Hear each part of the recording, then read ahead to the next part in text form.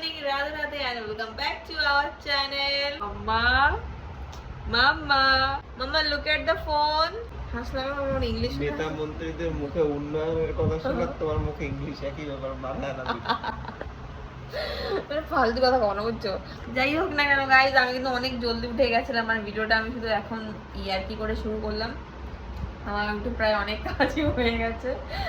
বাপ বেটি এখনো ঘুমোচ্ছে, এরা এখন কখন উঠবে জানি না। সকালে আমরা খেয়েছি ইডলি। এইখানে কিন্তু প্রায় ম্যাক্সিমাম সকালে সবাই ইডলি ডোসা তারপর পরাঠাই খায়। তো আমরা সকালবেলা ইডলি খেয়েছি আর চাও খেয়েছি। আর এখন আমি রান্না করছি ডাল ভাত আর বেগুন ঘরে নেই, ওকে বললাম গিয়ে দুটো বেগুন নিয়ে আসতে। ও গেছে বেগুন আনতে, তো বেগুন ভাজা করবো। ডালটা আমার প্রায় হয়ে গেছে, শুধু তড়কা লাগাবো। ভাতটাও হচ্ছে আর মেয়ে বোধহয় উঠে পড়েছে এখনই। ডালে আমি তড়কা লাগাবো। ডালটা এই যে ডালটা একটু গাঢ়ই করবো আমি, মানে দুজনের জন্য। বেশি পাতলা আর বেশি পাতলা ডাল আমার ভালোও লাগে না, একটু গাঢ়ই ভালো লাগে। এই যে আমার সোনা মাটা উঠে পড়লো, উনি ঘুমোচ্ছিল। স্নান করে খেয়ে দিয়ে ওর জন্য জল গরমও দিয়ে রেখেছি, ওকে একটু দুধ বানিয়ে খাওয়াবো। চেহারা হে ইয়া চাঁদনি রাত जुल्फ घनेरी शाम है क्या सागर जैसी आंखों वाली ये तो बता तेरा नाम है क्या বুলি নাম है तुम्हारा বলছি কাল থেকে। আমার বরকে আমি বলছি যে, ও বলছে শিলিগুড়িতে গিয়ে ঘরে ঢুকতে পারবো না, ফসকা মারা গন্ধ কবে। আমি ওকে বললাম ডাস্টবিন ফেলে এসেছিল তো, বলে কি না এখন যাচ্ছি ফেলতে। আমি বললাম শিলিগুড়ির ডাস্টবিন। ওহো, আমি ভাবলাম না আমার ঘরের ডাস্টবিন। কি বড় মহা মতলব পাগলা। ডাস্টবিন তো আমি আগেই পাঠাই দিয়েছি ট্রেনে করে। এবারে চড়াত করে মার খাবে, চড়াত করে। তুই কথা আমাকে রোস্ট করিস না। তোর বিয়ে করার আগে বাবা ছিল না, রোস্টারকে বিয়ে করছো। অফ ক্যামেরাতে যে তোর যে ধুলাই হয় সেটা বল। অন ক্যামেরাতে অফ ক্যামেরাতে তোমার যে ধুলাইটা হয় সেটা বলো, অন ক্যামেরাতে বলো। এই যে মেয়েকে দেখছো? বলো। মেয়েটা শুধু আমার একার না, তোমারও তো, তাই তো? মেয়েটা কিন্তু বসে থাকো, আমি এখন অনেক কাজ আছে। আমি স্নানে যাবো, অনেক কাজ আছে। স্নানে যাবো, তারপরে যে অনেক কাজ। ঝুনঝুনি নিয়ে যাও। আমি ঝুনঝুনি নেবো কেন, তুমি বাজাও। ঝুনঝুনি শুনে লাগাবা, সানগ্রহ বুঝতে পারবে। আমার বর কম বাজেটে শুট করে, তো তার জন্য পার্সোনাল ক্যামেরা গার্ল আমি হয়ে গেছি। আমার বরের ভিডিও যেদিন ভাইরাল হবে সেদিন আমি পার্সোনাল ক্যামেরাম্যান রাখবো, তাই তো? তোমার অলরেডি ভাইরাল হলো, তুমি নিজে ভাইরাল। তো আমাদের ভাত খাওয়া ডান, দুপুরের লাঞ্চটা। আর আমি তো বলেছিলাম আজকে কি রান্না করেছি। আমাকে বলে কি যে শুধু ডাল দিয়ে ভাজাটা যেতে ভাত খাওয়া আমার পছন্দ না, আমি খেতে পারি না। ভাত খাওয়ার পরে বলে কি ডালে তুমি স্পেশাল কি দিছো আজকে, ডালটা কিন্তু হেভি হয়েছে। আঙুল চেটে আর খালি ডেকচিতে ডাল ছিল, সেই ডালটুকু চেটে সব শেষ করে দিছে। বলো আর বলো তুমি না খাও না ডাল। ভালো হয়েছিল ডাল, সত্যি ভালো হয়েছিল। হ্যাঁ সত্যি ভালো হয়েছিল ডাল, সত্যি মন থেকে বলো। না ভালো হয়েছিল সত্যি মাম্মা, ডাল ভালো হয়েছিল। আমি তো খাইনি মা, বলতে পারবো না। কুট্টু আমি মাটন ভুলে গেছি খাওয়া। তো চলো একটু রেস্ট করি। মামাকে জঘন্য লাগছে দেখতে, যাই বলো না কেন। আর একটু চুলটা শুকাবো আমি, আমার ড্রায়ারটাও ও খারাপ করে দিছে। সত্যি বলো, সত্যি বলো। আমার ড্রায়ার, ওই যে তুমি প্র্যাঙ্ক করছিলে আমার সাথে, ড্রায়ারের মধ্যে পাউডার ভরছিল মনে আছে? ওর জন্যই ড্রায়ারটা খারাপ হয়েছে। তারপর অনেক কষ্টেই চলছে। খারাপ হয়েছে কেন কো? তুমি আমার একটা ড্রায়ার কিনে দেবা।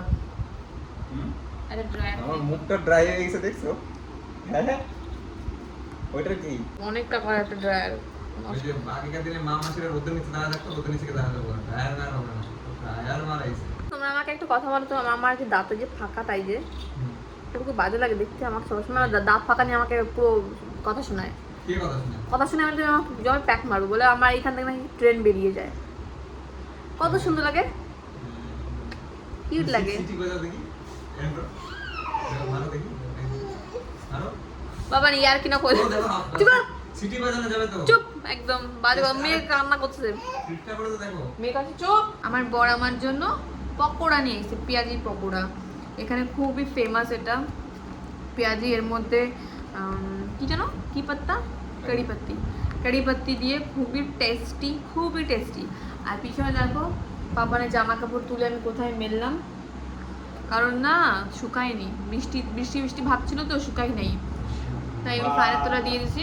এই দেখো বইছি ওর উপরে আমি, শুকা যাবে। আর এখানে বাবা মেয়ে খেলা করছে, খেয়ে নি, খাওয়ার পরে আবার একটু ভিডিও বানাতে হবে। আজকে সারাটা দিনই কিছু করিছে। মানে মা বসে বসে পকোড়া খাচ্ছে, আমি ভিডিও বানাচ্ছি আর মেয়েকে দেখো। क्या इतना बुरा हूँ मैं মা। আমরা আজকে দুপুরবেলা এখানে বসে ভাত খাচ্ছিলাম, আমি আর আমার বউ ভাত খাচ্ছিলাম। আর মেয়ে তাকাইছিল, এমন করুণার চোখে তাকাইছিল যে কি খাচ্ছি ওকে দেওয়া হচ্ছে না, বাট ওকে কে বুঝাবে যে এটা ওর খাওয়ার জিনিসই না। এ মাম্মা, এ মাম্মা, এলে বাবা, লে মাম্মা, শোনতু বাবা, শোনতু মাম্মা। তো আমি এখন রাতে রান্নাটা করব, আর রাতের মেনু হচ্ছে গিয়ে ভাত, ডাল আর শাক ভাজা। হ্যাঁ হ্যাঁ জানি রাতের বেলা শাক খেতে নেই, আমি শাকটা আলু দিয়ে ভাজা করব। আর কি বলতো, এইখানে না বিকেল থেকে প্রচণ্ড বৃষ্টি হচ্ছে, প্রচণ্ড মানে প্রচণ্ড। কি করে বাজার আনতে যাবে বলো? আজ মাছওয়ালিও বসতো না যে ও গিয়ে মাছ নিয়ে আসবে। শাক একটু আগে গিয়েই একটা আন্টি দোকান বন্ধ করছিল, তো শাক ছিল, তো ও বলছে রাতেরবেলা মাছ পাই নাই, কি রান্না করবে। আমি বললাম যে কি কি আছে, বললো তোমার ফেভারিট লাল শাকও আছে। আমি বললাম আচ্ছা ঠিক আছে নিয়ে আসো। রাত তো শাক খাই না, কিন্তু আজকে ভাবছি খাবো, মানে কখনো কখন খাওয়া পড়ে যায়। আমি জানি তোমাদের মধ্যে অনেকও রাতে খাও। আমি এখন শাকটাকে আলু দিয়ে ভাজা করব, আর শাকের মধ্যে যদি একটু ভাঙড়ি মাছ ভেঙে দেওয়া হয় না, উফ দারুণ, মানে দারুণ। আর ভেবেছিলাম যে রাতেরবেলা আমি খিচুড়ি করবো, যেহেতু আজকে প্রচণ্ড বৃষ্টি ছিল, তো খিচুড়ির জন্য আমার অনেক সামান দরকার ছিল, তো সেইগুলি ঘরে ছিল না, অ্যাভেলেবেল নেই। তাই আমি বললাম ঠিক আছে যাই হোক না কেন, আজকে ডাল আর শাক ভাজাতে রাতের ডিনারটা কমপ্লিট করব। কথায় আছে না, খারাপ সময় না আসলে মানুষকে চিনতে পারবে না। আমাদের এই ছোট্ট জীবনে না আমাদের সঙ্গে এরকম অনেক মানুষ আছে আমাদের লাইফের সাথে জড়িত, যারা তোমাকে দেখাবে তারা তোমার সঙ্গে আছে, তোমাকে সাপোর্ট করে, কোনো আপদ বিপদে তোমার পাশে থাকবে, কিন্তু এটা একদম ভুল কথা। আমি এই লাস্ট 6 মাসে এরকম অনেক মানুষকে চিনে গেছি যারা আমাদের খারাপ সময় আমাদের হাত ছেড়েছে। আর এরকমও অনেক মানুষকে আমি দেখেছি, তাদের কাছ থেকে কোনো এক্সপেকটেশন ছিল না যে যারা আমাদের ভালো টাইমে, মানে সরি খারাপ টাইমে আমাদের সাথে দাঁড়াবে। মানে ভাই জীবনে যদি খারাপ সময় না আসে না, তুমি বুঝতেই পারবা না যে তুমি কি পালছো, তোমার পিছনে কারা দাঁড়িয়ে আছে। এর জন্যই সবাইকে বলি টাকা কামাও, টাকা থাকলে মানুষ তোমার সঙ্গে থাকবে।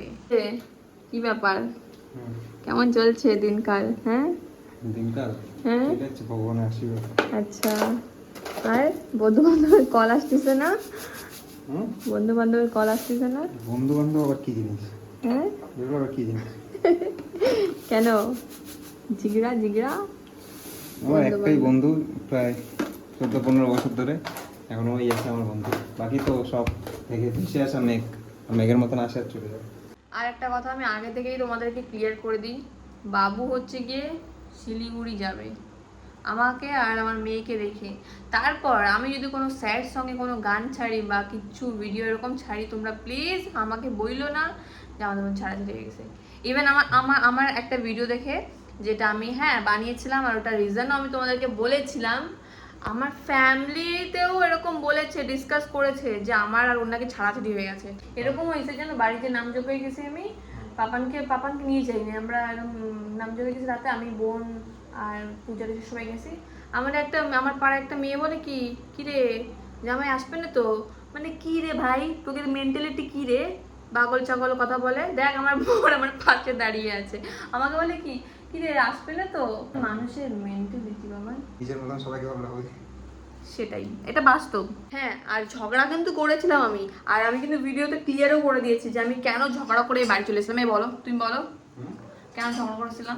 যে আমি ওকে বলেছিলাম ফার্স্ট টাইম বাপের বাড়ি একসাথে যাব, ইনি আমাকে বলে না না আমি এখন যেতে পারবো না, তুমি এখন যাও পাপানকে নিয়ে। আমি আমার ভিডিও এই দেখো, এখন এখানে আমি এসে প্রায় 1 মাস হয়ে গেল, 1 মাসের বেশি, 1.5 মাস হতে চললো।